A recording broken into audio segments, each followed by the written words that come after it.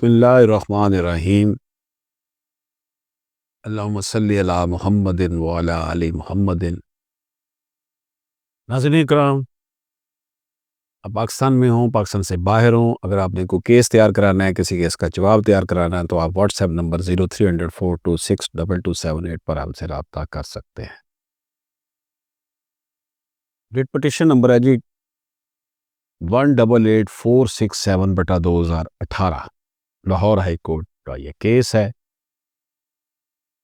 اور اس کا جو ٹائٹل ہے وہ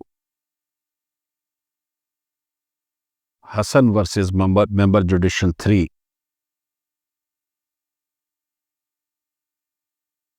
یہ آئینی درخواست اس حکم کے خلاف دائر کی گئی ہے جو مؤخر جون 2015 کو member judicial 3 notified officer board of revenue Punjab نے صادر کیا، جس کے تحت گل محمد جواب دہندگان کے مورث کو الاٹ کی گئی جائیداد کی توثیق کی گئی، اس جائیداد کا ٹرانسفر آرڈر جاری کرنے کی ہدایت دی گئی۔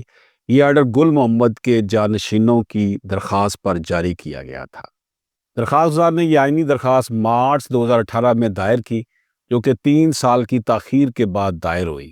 اس تاخیر سے مقدمے پر لیشس تاخیر و تعلل کا اعتراض پیدا ہوتا ہے۔ تاہم چونکہ درخواست کافی عرصہ سے زیر التوا تھی اور اس میں کچھ اہم قانونی سوالات اٹھائے گئے تھے، لہٰذا عدالت نے فیصلہ کیا کہ اسے میرٹ پر سنا جائے۔ کیس کا پس منظر کیا ہے جی؟ مقدمے کے تاریخی پس منظر کو سمجھنے کے لیے عدالت نے درج ذیل حقائق بیان کیے۔ گل محمد کے جانشینوں کی درخواست کو ممبر جوڈیشل 3 نے اس وقت کے سپریم کورٹ کے فیصلے مورخہ 27 نومبر 1988 کی روشنی میں سنا۔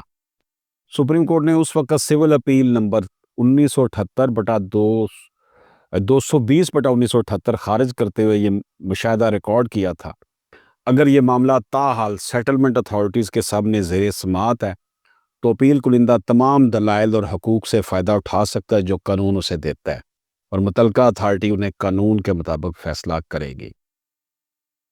ناظرین کرام، جائیداد کی ملکیت اور تنازع۔ محمد حسن اور محمد سلیم نامی 2 افراد جائیداد کے مشترکہ مالک تھے۔ محمد سلیم کا حصہ قرض کے عوض نیلام ہوا اور ایک غیر مسلم نے خرید لیا تھا۔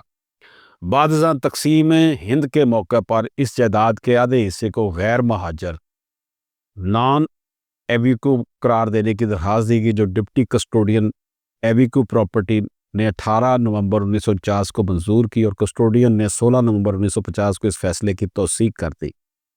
بعد ازاں وہی جائیداد گل محمد کو الاٹ کی گئی اور ڈپٹی سیٹلمنٹ کمشنر نے 26 جولائی 1961 کو اس کی تصدیق کر دی۔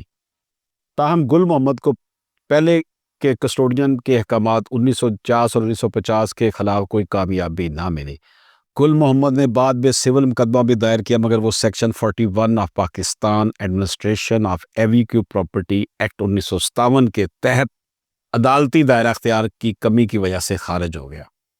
سول اپیل نمبر 1920/1978 میں یہی سوال زیر غور آیا، اور سپریم کورٹ نے صرف اتنا کہا کہ معاملہ سیٹلمنٹ اتھارٹیز کے سامنے زیر غور ہے تو وہاں فیصلہ کیا جائے۔ اس بنا پر ممبر جوڈیشل 3 نے کارروائی دوبارہ شروع کی، جس کے خلاف موجودہ آئینی درخواست دائر ہوئی۔ درخواست گزار کا موقف جی۔ درخواست گزار کے وکیل نے موقف اختیار کیا کہ چونکہ کسٹوڈین نے جائیداد کو غیر مہاجر نان ایویکو قرار دیا تھا، یہ فیصلہ حتمی اور ناقابل واپسی تھا۔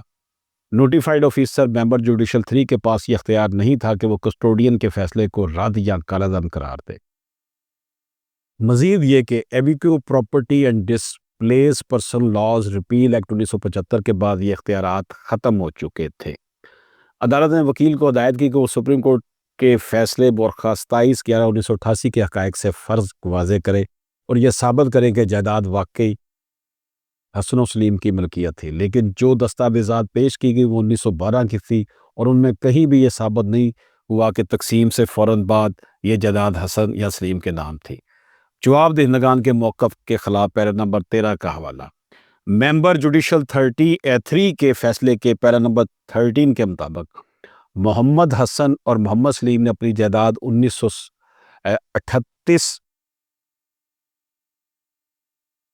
اوور 1937 میں ہندو بینکروں بالا کی مل اینڈ سنس اور رام داس کھدر ناتھ کو بیچ دی یا گروی رکھی۔ مقدمہ دائر ہونے کے بعد جائیداد نیلام ہو کر غیر مسلموں کے قبضے میں چلی گئی۔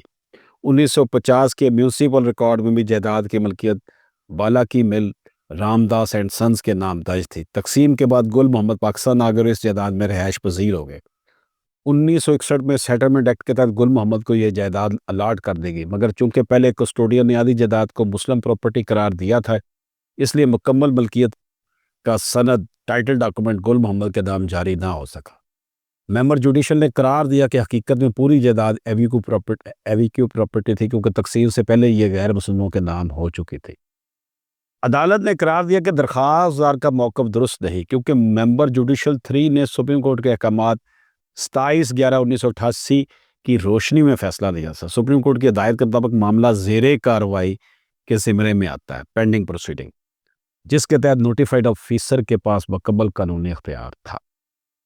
قانون کی تشریح جی، عدالت نے واضح کیا کہ ایویکیو پراپرٹی ریپیل ایکٹ 1975 کے سیکشن 2 سب سیکشن 2 کے مطابق جو مقدمات اس قانون کے خاتمے سے پہلے متعلقہ اتھارٹی کے پاس زیر سماعت تھے وہ نوٹیفائڈ آفیسر کو منتقل ہو جائیں گے تاکہ وہ ان کا حتمی فیصلہ کر سکے۔ چنانچہ ممبر جوڈیشل 3 نوٹیفائڈ آفیسر کو وہی اختیارات حاصل تھے جو پہلے کسٹوڈین کے پاس تھے۔ عدالت نے متعدد فیصلوں کا حوالہ دیا، جن میں سب سے اہم یہ تھا member board of revenue versus مسمات صدیقن 2015 SMER 1721۔ اس مقدمے میں سپریم کورٹ نے قرار دیا کہ جب کسی جائیداد کو ایویکیو پراپرٹی قرار دے دیا جائے، چاہے وہ فیصلہ درست ہو یا غلط، اسے صرف اسی قانون کے تحت متعلقہ فورم پر چیلنج کیا جا سکتا ہے۔ سول عدالتوں کے پاس ایسا اختیار نہیں ہے۔ اسی اصول کی بنیاد پر عدالت نے کہا کہ چونکہ متنازع جائیداد ایک بار ایویکیو پراپرٹی قرار دی جا چکی ہے، لہٰذا سول عدالت یا ہائی کورٹ آئینی اختیار کے تحت اس پہ مداخلت نہیں کر سکتی۔ عدالت نے یہ نتیجہ اخذ کیا، درخواست دار ملکیت ثابت کرنے میں ناکام رہا۔ ممبر جوڈیشل 3 نے سپریم کورٹ کے مشاہدات کے مطابق فیصلہ دیا، آئینی دائرہ اختیار استعمال کرنے کی کوئی گنجائش نہیں بنتی۔